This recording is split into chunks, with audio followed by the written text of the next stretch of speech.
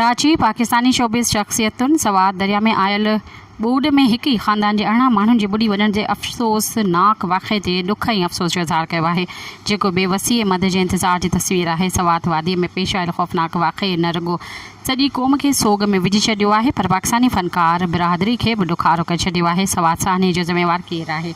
जॾहिं त सयाहन मदद लाइ सॾु कंदा रहिया त उन्हनि खे छो न बचाए सघिया? पाकिस्तानी अदाकारा सबूर अली पंहिंजे इंस्टाग्राम स्टोरी ते सवाल उथियो त जॾहिं क्रिकेट ग्राउंड खे साफ़ करण जी ज़रूरत हूंदी आहे त हेलीकॉप्टर फौरी तौर ते पहुची वेंदा आहिनि। उन्हनि 18 जीअरनि माण्हुनि लाइ का बि उॾाम छो न आई? अदाकारा माहिरा ख़ान वाक़े ते गहरे ॾुख जो इज़हार कंदे चयो त मुंहिंजी दिलि झुरी पई आहे। असां कहिड़ी तरफ़ वञी रहिया आहियूं? इहो सभु कीअं थी सघे थो त असां सिर्फ़ु वेठा ॾिसंदा रहूं? ज़ारा नूर अब्बास बि इन वाक़े खे दिलि ॾुखोईंदड़ करार ॾिनो, चयो त असांजी रियासत कॾहिं जाॻंदी? उहे टैक्स अदा कंदड़ शहरी हुआ, उहे सफ़र ते विया ऐं जनाज़ सां वापसि आया।